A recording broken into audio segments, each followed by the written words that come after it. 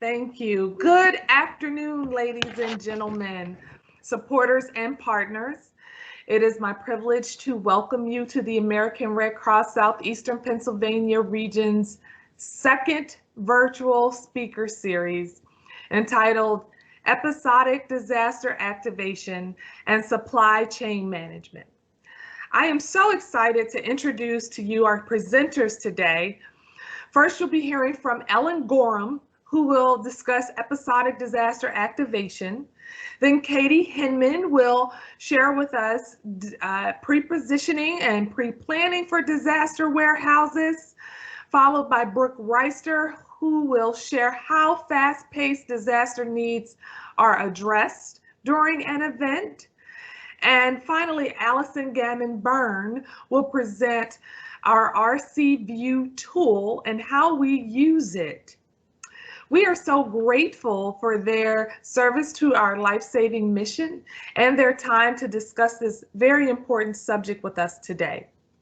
Before I turn it over to our presenters, please note that we are recording this presentation, and I would like to share a few participant tips for you. Please stay on mute to reduce echoes and background noise. If you hear an echo, please lower your volume slightly. To keep our presentation within the allotted time, we will not have a live question and answer session. Please feel free to email your Red Cross contact that invited you to today's event with any questions or requests for more information. Thank you for joining us today. And without further ado, I would like to turn it over to our first presenter, Ellen Gorham. Thank you.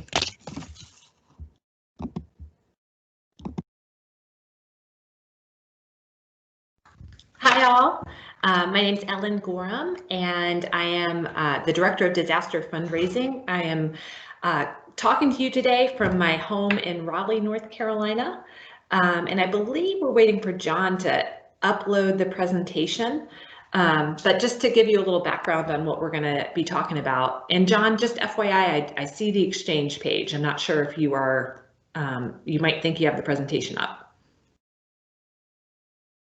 We're getting there. There's always some fun technical difficulty during this time. My role at the Red Cross is I help oversee fundraising for major disasters, both international and domestic. And I'm here to talk to you today just a little bit more about our domestic disaster services and how we have kind of made some updates on our service delivery during coronavirus. So John, I see just the first, there we go. And real quick before we jump into things, I like to start with this slide during hurricane seasons, just to share when larger hurricanes are happening across the world. This is just a map to show what they're called depending on their geography.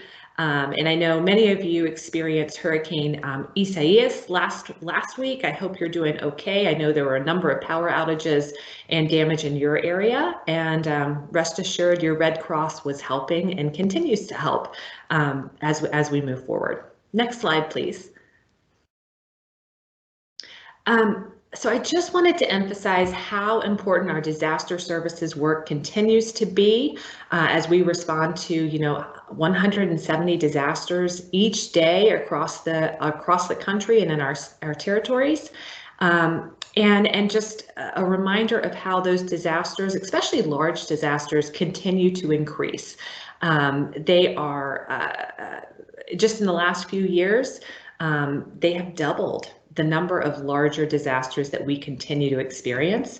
And one additional piece, we have experienced double the amount of multifamily fires this year compared to last year. So again, a difficult time to experience disasters now, especially during coronavirus. The need is greater than ever, and we appreciate your ongoing support. And so while we have continued to provide shelter and food and comfort and emotional support during disasters, we've just had to change some of how we deliver our services a bit to make sure we are implementing and using safety protocols. So wherever the American Red Cross is across the country, you will see us in PPE, making sure we have on our mask and are implementing our social distancing protocols. A couple things that are a little bit more unique. We are using hotel rooms now more than ever. We do still use shelters during big disasters. In fact, we had a couple open for Isaias. We still have one open in Iowa where we had a big derecho storm just 2 nights ago. But those shelters are a little different as well. We will be opening fewer shelters, or excuse me, more shelters, but they're a little smaller to make sure that we, have the right amount of people in them, and that we are placing our cots in other areas that there's a wider distance between people, and of course making sure that people are wearing masks and using appropriate protocols. We also have temperature checks and other health services staff on hand, or volunteers, of course, just making sure that we are providing the needs and health needs that are there. And we're also, serving our meals a little differently. We have in the past, you would sort of see a family style approach, or larger, making large batches of meals and serving them that way. And instead we are focused on single delivery meals. And like this picture shows, if we are working with a client and have them in a hotel room, we are delivering those safely and securely, and kind of in a single batch per person. Next slide, please. And this year it looks a little different. You might not see as many Red Crossers on the ground, but that doesn't mean we aren't still helping. We're doing even more virtual. We've been providing mental health and emotional support via video calls as needed, or on the phone. Financial aid, where we're reaching out more virtually and delivering, if needed, a client assistant card, in a different manner than we would have just person to person before, and offering spiritual care and even some health services. We're doing more virtually when we can. And one other piece that I think it's so important to bring up and to reshare with this group, if you don't know about it already, is our virtual family assistance center.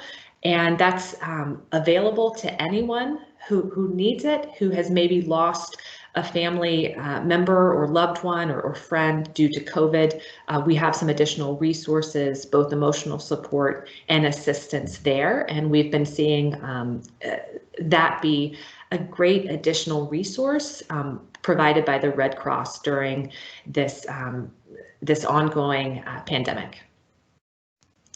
So those are just the short amount of slides to share with you today, and I will pass it along to my colleague who is up next. Thank you so much.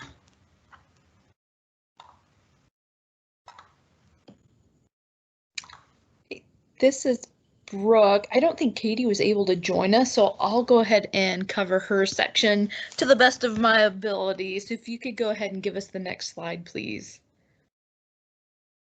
So we have both what we would call blue sky and gray sky opportunities. Blue sky are more, we've got, obviously more time to plan, but some annual program needs include DFSC.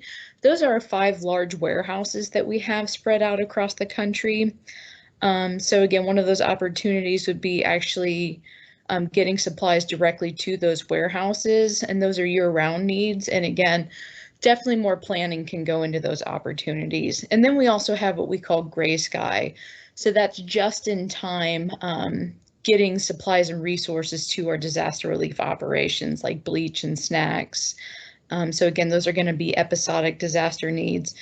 Definitely a much quicker turnaround with those. If you could go ahead and give me the next slide, please. So again, one opportunity is replenishing those disaster warehouses. You can see there we have our 5 warehouses: Arlington, Texas; Union City, Georgia; Carlisle, Pennsylvania; and then we have Nevada, Missouri as well. So the Red Cross pre-positions materials, and then we maintain a minimum readiness threshold at all times in those warehouses, so we can respond to disasters anywhere in the U.S. within a moment's notice. So next slide, please. So I'm not going to read all these off to you, but again, in any given year, those warehouses typically stock these donated products that are here. We can go ahead and take a look at the next slide.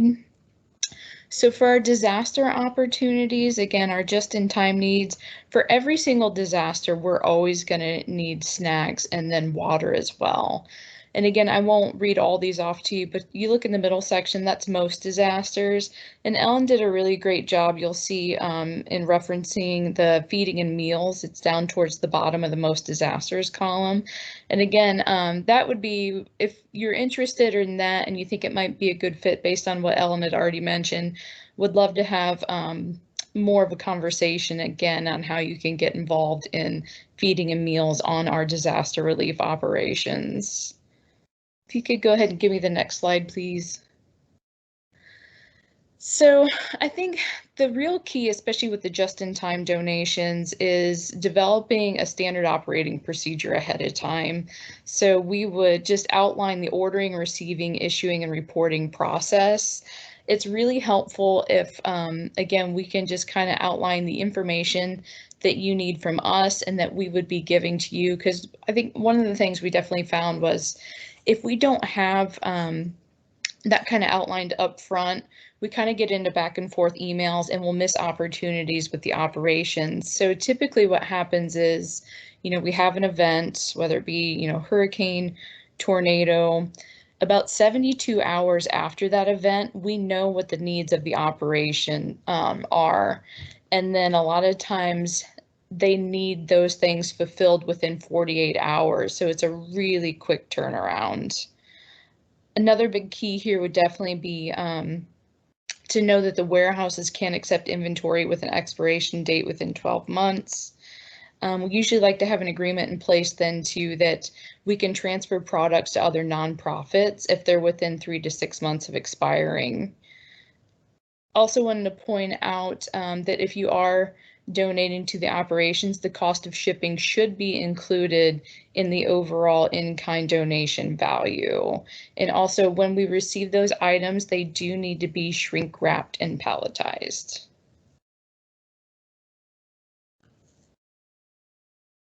And I think that's it for in-kind.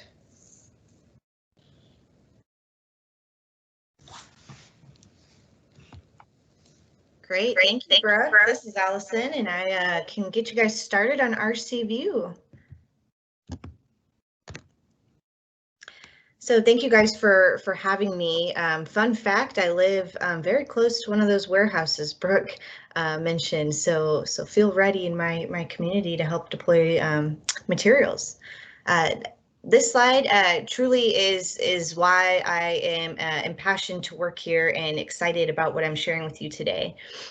This is a transformational moment in our organization's history. A lot of you have seen, we celebrated our centennial recently, so we've been around 100 years.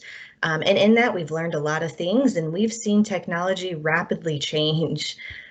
Just 8 years ago, I went to Hurricane Sandy and I recorded things with paper, door to door, and a clipboard. Today, we have iPads, computers, lots of mobile devices. So I'm really excited to share with you a way we're leveraging new technology to make our disaster operations even more effective. Next slide, please. So RC View is one of our many new tools at the Red Cross, and it's our disaster event management system. It helps us and our partners, whether that be World Kitchen, Feeding America, the Southern Baptist, lots of our partner agencies, share visual situational awareness, and use real-time data to better manage operations. This is really, really important because disasters, as Ellen mentioned, are occurring more frequently and with greater intensity. We're seeing already halfway through hurricane season, we've already had 9 named storms, and we're not even at peak yet. So RC View is going to allow us to have that real-time data versus a 48-hour lag in situational awareness that helps us respond even better to get those critical resources to the people who need them most in the quickest amount of time. Next slide, please. So RC View, we started this new platform about 2 years ago, and we're continuously upgrading and investing and improving it and having new features and new benefits because digital advances expedite and improve our service delivery.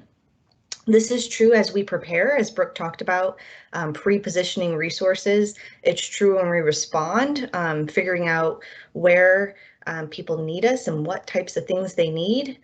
As Ellen mentioned, a large portion of our communities are extremely vulnerable with limited emergency savings. And so our services are really bridge those needs in the first 24, 48 hours after a disaster, as well as the weeks to come. So some of the benefits of RC View is that it gives that common operating picture. We have staff and volunteers all over the country. We have partners all over the country, and in order to effectively respond and move things where they're needed, we all have to be using the same data. The clear situational awareness informs our decision making.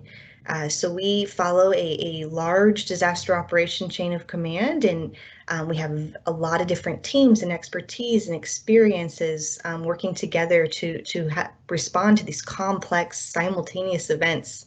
And having that clear situational awareness helps us deploy resources, and I'll show you some examples of that.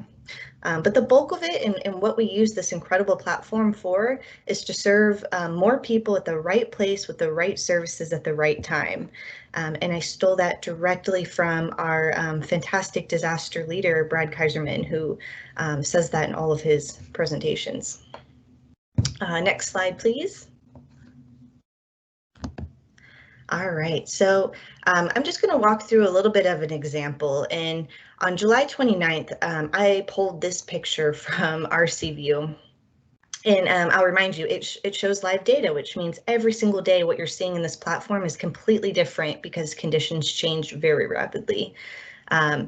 When Tropical Storm Isaias was making its way towards the southeastern US, I took this image to kind of show the trajectory and timing of the storms. We use this sort of preparedness information to pre-position supplies and people. That makes sure that we can support the impacted communities and respond quickly as soon as it's safe to do so. So this is a critical preparedness tool and just one picture of the unique preparedness information we can visualize. Next slide, please. In the wake of a disaster, we also use RC View to help inform our response operations. So just 5 days later, this is another picture from RC View, and you'll notice that this is a dashboard picture specific to the Puerto Rico response. So what you're seeing in this image is our damage assessment data. Just 5 days after that initial picture of it coming towards land, you'll see on here that the storm caused major damage to over 200 homes. Knowing the extent of the damage helps inform a lot of different types of aid. It also helps our government partners be able to prepare and respond and support their communities effectively. So we often share this information in an aggregate way. Our teams started to provide mass care services such as feeding and shelter support, as well as financial assistance to the households impacted here almost immediately. So you'll see 200 homes, that's 200 families who are now displaced in some capacity. Next slide, please. So one of our most important response resources in a disaster is our workforce. And you guys have probably heard before or seen that a huge portion, more than 90% of the Red Cross workforce are actually volunteers.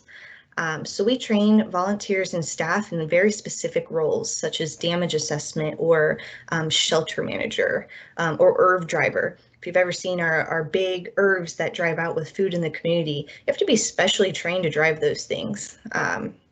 Lots of different roles and responsibilities. And to fully staff a response effort, we have to manage the workforce strategically to make sure we have the right roles filled in the right places to provide aid. So you'll see in this dashboard from RCView, we were tracking our workforce. And on August 3rd, we had 855 responders assigned. In addition to that, you'll also notice that we have people working virtually. We've always offered virtual support, but in the wake of COVID, you'll see a lot higher virtual numbers as we try to strategically deploy people from virtual positions to reduce community spread and just keep our workforce and our communities safe. Next slide, please. Oh, so I mentioned before, disasters are happening at a greater intensity and they're more frequent. And so we showed you a little bit of the most recent hurricane, but this is for the same day of that response data I showed on the last slide. This is what our national dashboard looked like. So every day our disaster team looks at this dashboard and we look at what's happening and what are we responding to all over the country. At the same time we were responding to the hurricane, there were 24 open disaster relief operations. And when I say disaster relief operations, that's just the hurricanes, the wildfires, the level 3 or higher big events. It's not including our everyday home fires that are occurring in every state across the country. At that time, across all 24 relief operations, there were 1,500 volunteers assigned and over 400 clients in our care. To manage an operation of that size and scale and simultaneous needs in different communities across the country, we have to have these critical tools like RCView to plan and effectively deploy the right people and the right resources. Next slide, please. And probably one of my favorite tools in RCView right now, and I have to show you this because it's timely and it's relevant, and if you're interested in it, your local Red Cross contact can actually share a coronavirus briefing with you that you're able to look at, and it's interactive in live data as well. But I wanted to show you this. This is a COVID trend map, and it shows the hotspots over the last 10 days as of August 3rd when this was pulled from RCView. You'll see in those little markers where our disaster operations are that nearly every single one of our operations were occurring in hotspots. Being able to visualize these trends in RCView helps us determine the best and safest response activities. Ellen mentioned we're still responding, we're still doing all that great work, we're just doing it in a different way. And this helps us prepare for that. And lastly, on my next slide, I wanted to show you again another critical tool that we're using, and this is a COVID vulnerability index. We track social vulnerability in RCView by using partner data such as the CDC's data, and that helps us know communities that are going to be more vulnerable, more at risk. This near real-time data in our RCView COVID map keeps us informed of rapidly changing conditions. I know if you guys are watching the news, every outlet is reporting local changes in their coronavirus numbers every single day, and these numbers can drastically change. COVID, as we know, is a compounding disaster, so it has social and financial impacts that grow with the epidemic. This particular community vulnerability index map is unique to vulnerability with COVID, and it really helps us see which communities that are in the path of our whatever disaster we're tracking are going to need additional support as coronavirus converges with natural disasters. So really important information. The visualization helps really show you the needs and the disparities across communities in the US. And I think that sums it up from me. Thank you again for letting us share. Fascinating information, Ellen, Brooke, and Allison. I would like to thank our presenters and all of you for taking time out of your busy personal and professional schedules to join us today. I hope that you can join us for our next virtual series event entitled The Red Cross House and Disaster Recovery Process. Again, please feel free to email your Red Cross contact that invited you to today's event with any questions or requests for more information. Thanks again for joining us and have a great day. Thank you.